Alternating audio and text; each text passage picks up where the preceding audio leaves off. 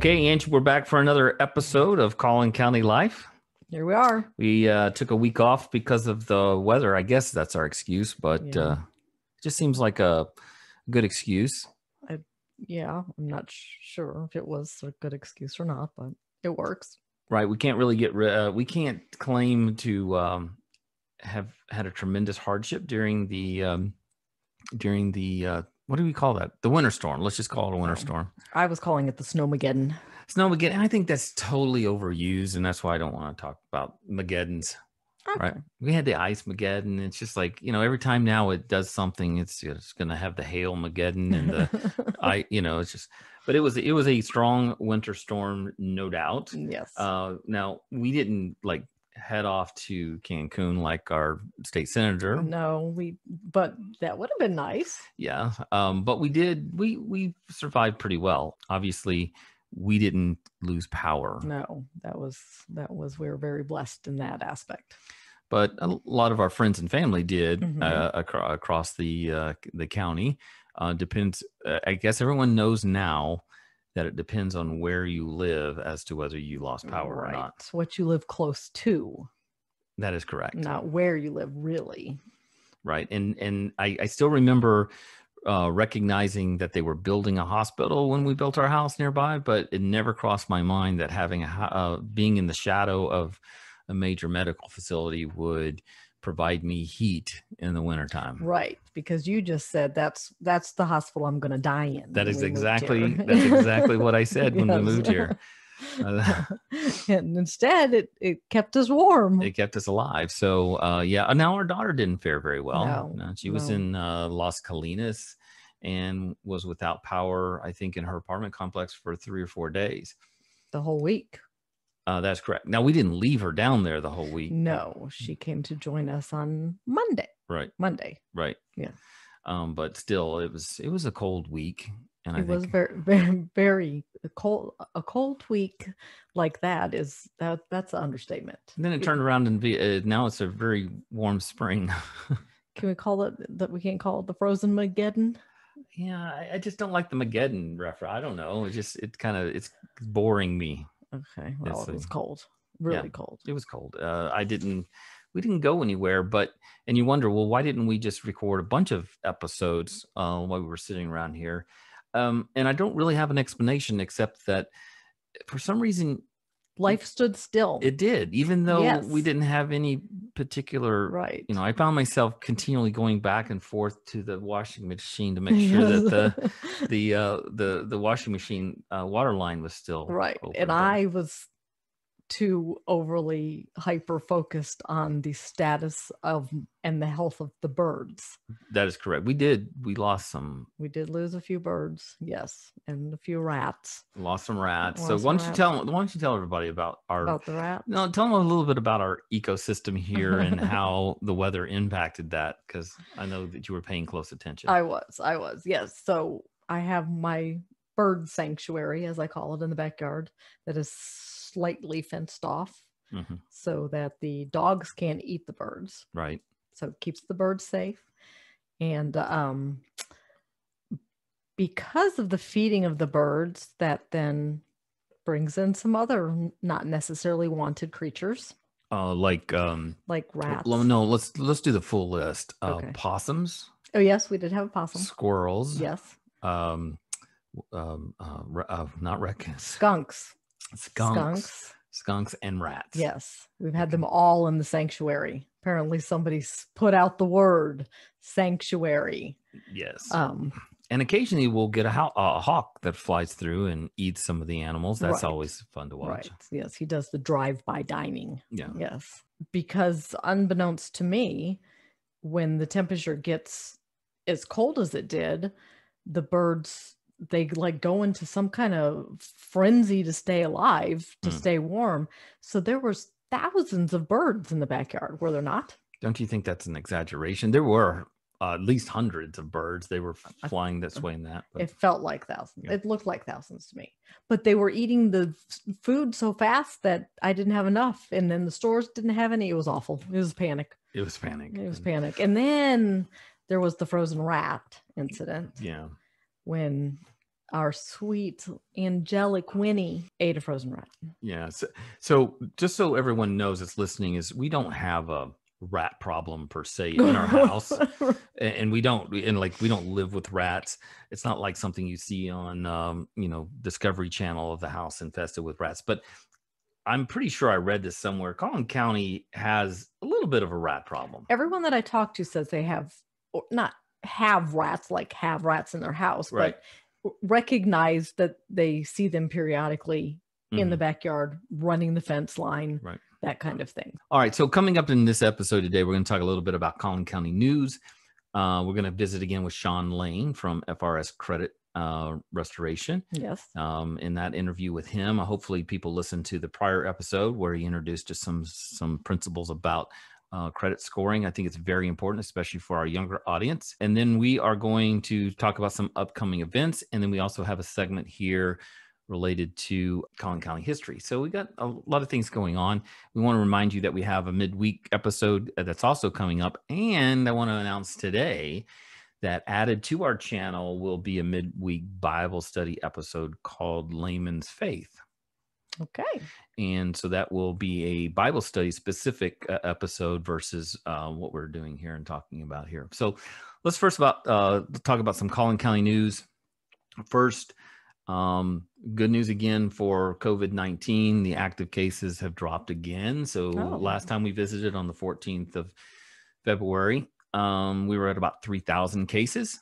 Now we're down to about 1,220 active cases in Collin County. Wow, really? Yeah, so it's dropping fast. That's great. Collin County Commissioner or Judge Chris Hill has lifted the Collin County disaster declaration. And so that doesn't really mean anything unless you live in like the little slivers of the county where you're not governed by a city or the state, because the state has its disaster plan, and that includes the masking. So Judge Hill's announcement doesn't remove masks.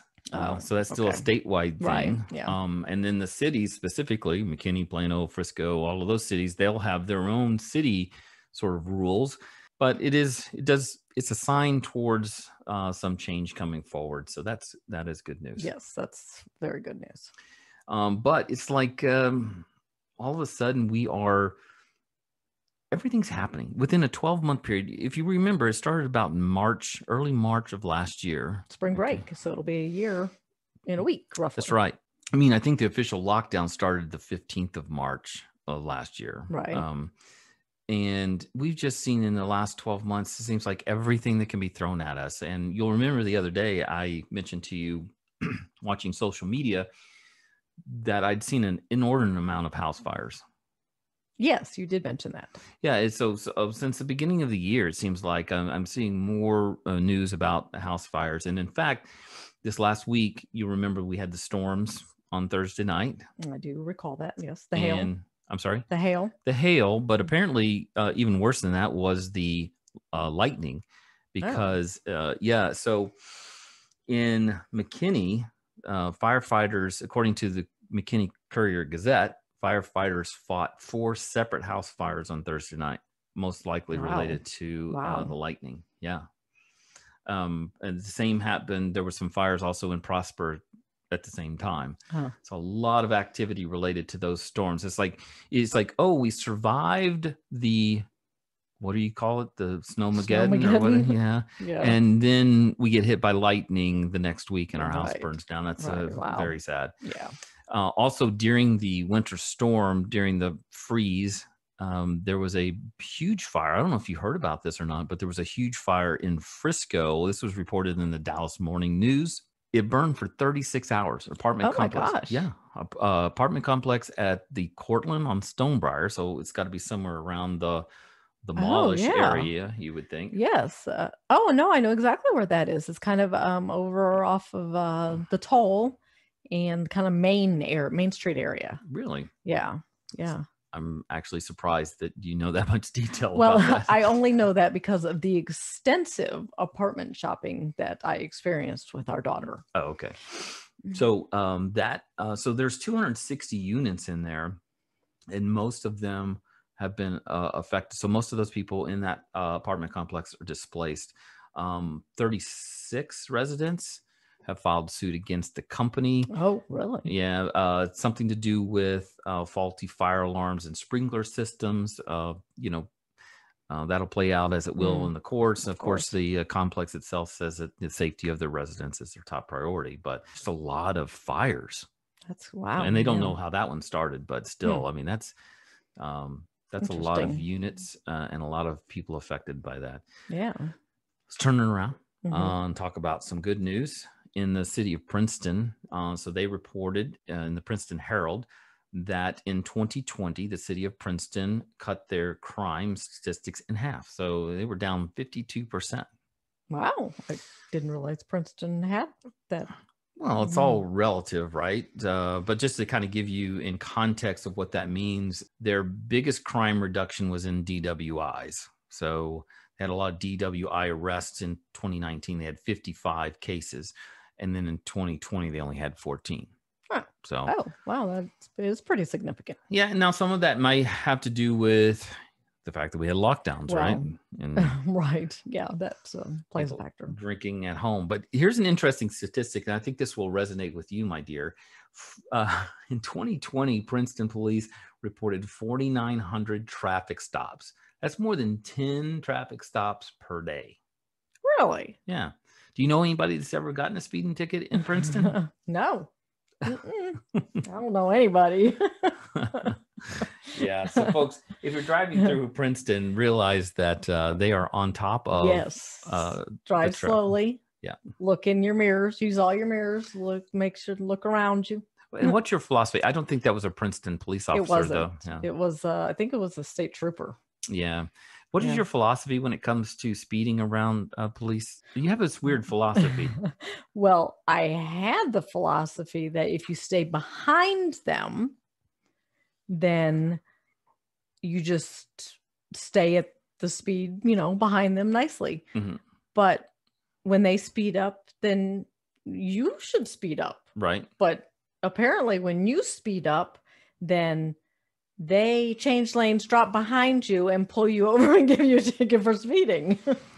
Well, yeah. Well, one of my rules is don't ever let one get behind you. So I feel like I was coerced into doing something that I would not normally have done. Are you saying that you were entrapped into speeding? I was entrapped.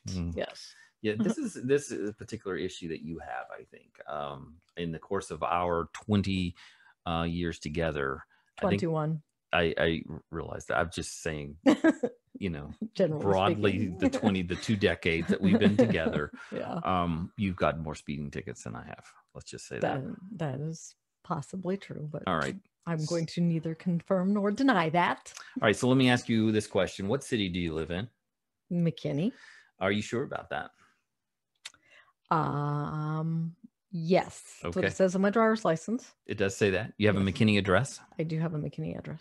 Would you be interested to know that it's likely that you also live in what used to be the town of Buckner, Texas? I am not familiar with Buckner, Texas. So Buckner, Texas used to be the county seat of Collin County. Right. And so it was founded in the 1840s by some folks who moved in here. They were given land grants, kind of open up the state of Texas. The new state of Texas gave land grants out for 640 acres or something like that. So the city of Buckner, or the town, I should say, of Buckner was established. And the center, if you go to the map and you type in Buckner, Texas, the pin is going to be dropped on the corner of Hardin Road and 380. So where there's a Costco there and there's a movie theater, that's sort of going to be where the pin drop is for Buckner, Texas. In 1846, the county of Collin County was established by the state, and the state gave the county the name Collin. And they gave specific instructions that a county seat should be established within 3 miles of the geographic center of Collin County, of each county that was founded at that time. So they took the state and they divided it up. That's why when you look at the state of Texas and the county borders in sort of the north and northwest, you'll see a bunch of squares, because basically they just took squares and and created these counties. Right. Okay. So at the time, there were already people living in the town of Buckner, and they had a vote, and they decided Buckner is going to be our county seat. Okay. There we go. Problem solved, right? I guess, except for it doesn't exist anymore. Well, yeah. Then that's because the state, I don't even know how, I don't even know why it was that important to them, Right. except that the reason for having the county seat in the center of the county, within 3 miles of the center of the county, the theory was that a person should, from any place in the county, they should be able to get to the county seat within a day's travel. By horse. By horse, right. Or by foot or horse. Yeah. So that's kind of the idea of it. But if you know where I'm talking about, so just so everyone knows, is the intersection of Hardin and 380 is really in McKinney today. And it is about 3 miles from downtown McKinney. So we're not talking, it wasn't a big difference from where it was to where it is now. Where it is now. Right. But the state didn't like it. They didn't follow the rules. So they had another vote in 1848. And it was between the city of McKinney, or it wasn't even a city, folks. I'm exaggerating. There was a house and maybe a church, and it was McKinney. Okay. Okay. And they had a vote between that location and a location near Fairview. So if you know where Fairview is in Collin County, it's just southeast of McKinney, right? Just south of the McKinney airport. So they had a vote, and on that particular day, there was heavy rain, and the creeks had swollen, so the people from Fairview couldn't get to the voting location. Wow, this sounds familiar. Exactly. So McKinney won out because of the storm. So McKinney got more votes than the little area. It was rigged. Yeah. So McKinney became the county seat of Collin County. And so what did they do? So they didn't really have a city there.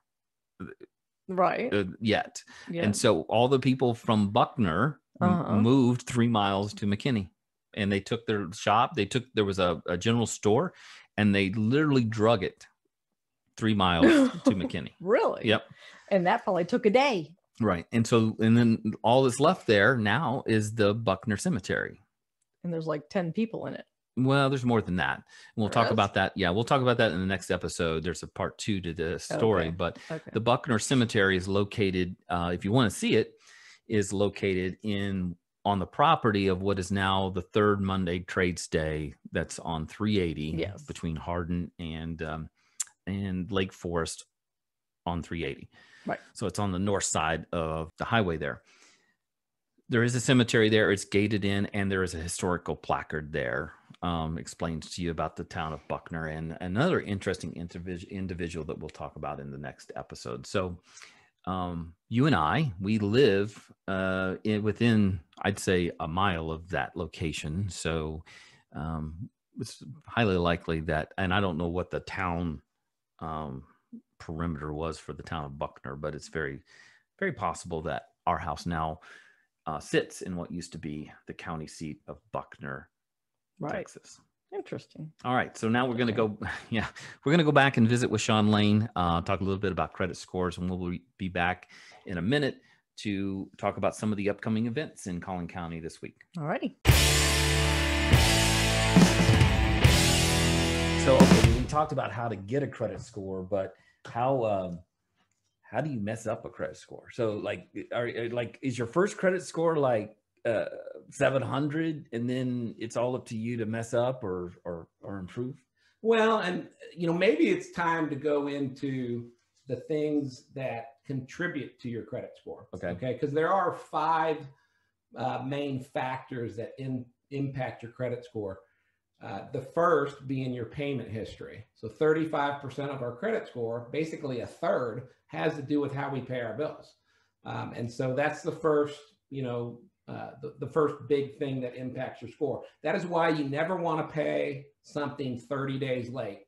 The Fair Credit Reporting Act, which is kind of the law that, governs credit reporting, says that a lender cannot mark you or report you as late until you're 30 days late. Now, 30 days late is a long time. If you think about it, you get your credit card bill and it's due in a couple of weeks. let's say you paid that a week or two late, they're not reporting you late to the credit bureau until you're a full 30 days beyond that due date. Gotcha. Okay. So number one thing, to build your credit score and to protect your score is to pay your bills on time, because if you pay something 30 days late, it can really tank your credit score as much as 100 points. Gotcha. Wow. And so that's one of the ways, obviously, you can mess up. I've heard of some young people where, they've let someone else use their credit. And I've heard of stories where people that don't have knowledge of this, someone comes to them and says, hey, you got good credit. I need to buy something. If I can use your credit, or if you can sign this for me, I'll repay the debt. I mean, how risky is that? Well, that goes to one of my rules is never, ever co-sign for somebody unless maybe it's your kid and you keep up with that loan and you step in to make that payment in the event that they can't.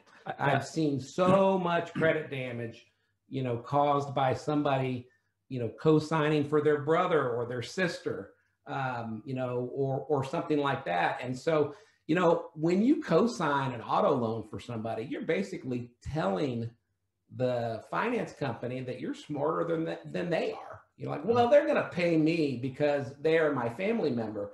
And I will tell you that I see time and time again where somebody's great credit gets ruined because they co-sign for somebody.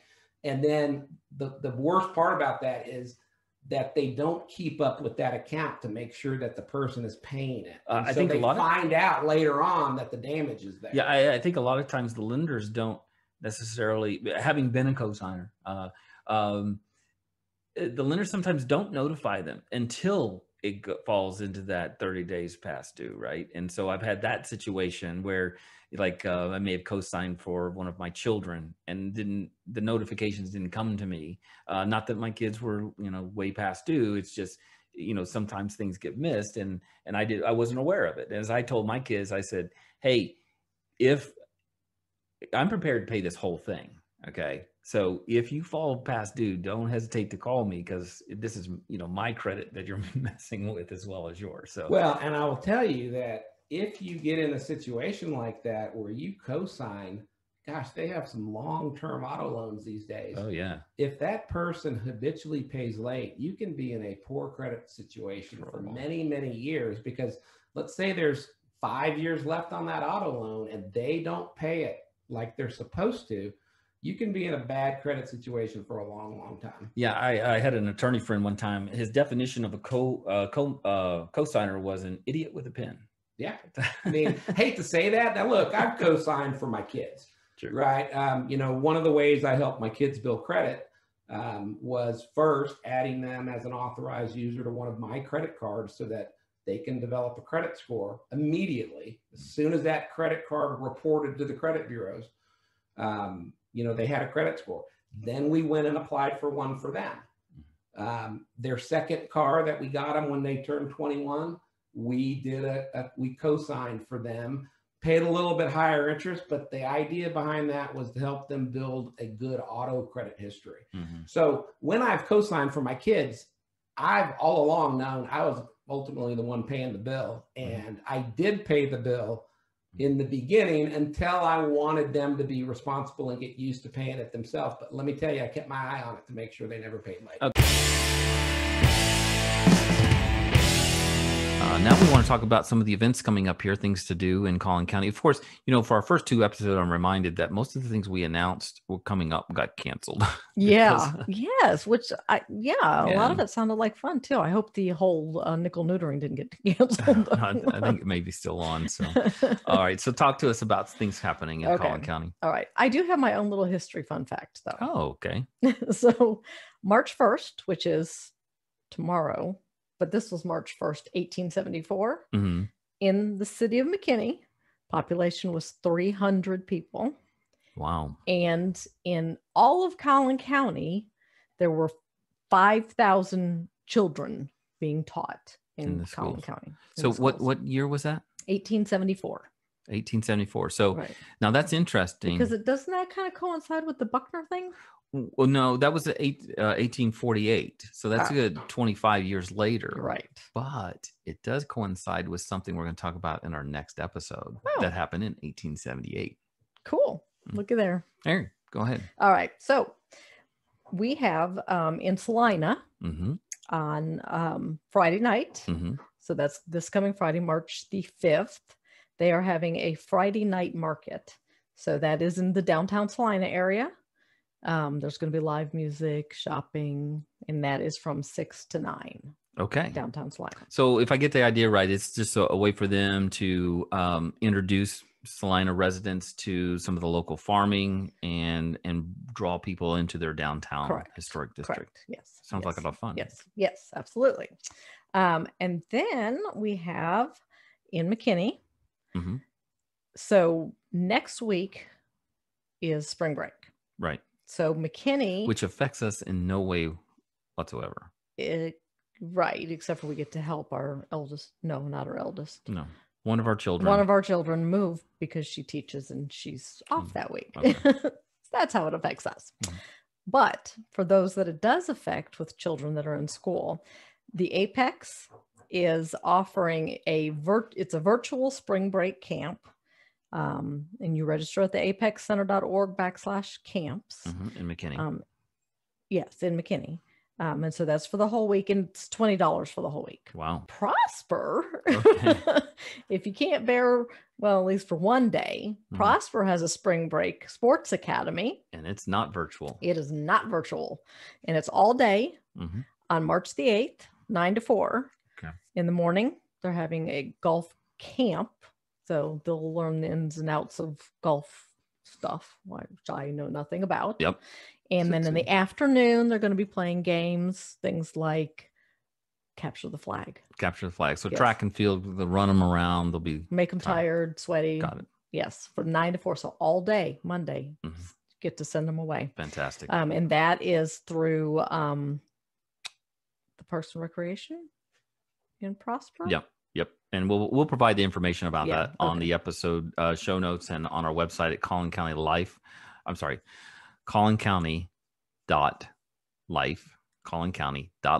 and on Facebook at Collin County Life. So that information will be there. Okay. Yes. All right. So back to McKinney. Yes. Saturday, March 13th. And the reason I say that I bring this event up now because you need to register for it. Okay. It is a Shamrock Run. It's 5K, but it's again, it's around tops. But so it's a beer walk. So you do your run and then there's a beer walk on downtown McKinney on the square. Okay. There's going to be live music, dog costumes, different vendors like in the street on the square. But just the run benefits an organization called the Warrior Keep. Okay. Which is an organization that assists veterans that are struggling with reacclimating to social activities. And they do this through outdoor type therapies, type hiking and that type of thing. Gotcha. So that is who that benefits. So this is the Shamrock Run. And if I'm not mistaken, we know somebody who may have won that race a couple of years ago in their age group, right? Maybe we might have. Yeah. Yes, somebody I might know. Yeah, I can't remember what his name is. Yeah, I'm pretty sure that was Brent Cockrum, and and it was a total fluke, I'm sure. So that was my first 5K that I'd ever ran in. Correct? Yeah. Yeah. I think that was the first time I'd ever done one of those races. And I think there might have only been one 50-year-old, which is why I won. But no, there was a first, second, and third at least. But there was at least 3 people. And in a fluky kind of way, I won. So hey, take it. They said you were the winner. You're the winner. Oh, I took it. I took that medal and went straight home. Right. Yeah. Yeah. Well, you have it somewhere. Yes, I do. All right. So back to me. Let's see. What else do we have? We have in Prosper a classic car show. Yeah. So, okay. But what's special about this is it's a classic car show and there's going to be 70 classic cars there. This is being held at the Lagoon in Windsong Ranch. Okay. So they'll have live music. There's going to be raffles, prizes, food trucks, but all of this benefits. Main Gate is they do horse therapy. So people with disabilities, children with special needs, Main Gate helps them through horsemanship and therapy through that. So that this car show and event is going to benefit Main Gate. Allen. Allen is having so this is for your fun for your family. Well, actually, a lot of these things are fun for the family. Sure. They're having a drive-in movie, and it's going to be, the movie is Trolls World Tour. I know we wanted to see that, so maybe we should go. I think what you were saying was families with young children. Right, but I like the movies too. Okay. That is on March 6th, 6:30 to 9:30 at Joe Farmer Recreation Center, which I believe is right off of Exchange. Okay. Exchange on the east side on Exchange. So they need to register, but your register says $20 per car, but you also get In and Out is providing a meal with your registration. So whatever your $20 per vehicle registration includes a meal. You get a hamburger. Right. With the movie. That's right. awesome. Yes. Awesome. I don't particularly like In and Out, but I don't have anything against them. I don't know if it's one hamburger for everybody in the car or reminds me of some of my family trips. Right. So that is for that one, you have to register at lifeinallen.org. Life in Allen. Okay. And again, we'll put that information on our website. Is that all you have? That is all I have. All right. Well, fantastic. We want to remind everybody to make sure that you follow our podcast so that you're notified when we have new episodes that are dropped. Again, there will be an episode later this week. We'll continue our interview with Shawn, as well as bring you some of the things to do in Collin County, as well as some of the Collin County news. And also remember that we will be introducing our Bible study episode. That's part of the channel, but it's a separate type entity. Format than this particular podcast. So again, we invite you to do that. In the meantime, go to collincounty.life, collincounty.life, and give us any information about any upcoming events that you have. And you can also visit us and like us on Facebook. And that is where you can also access the videos.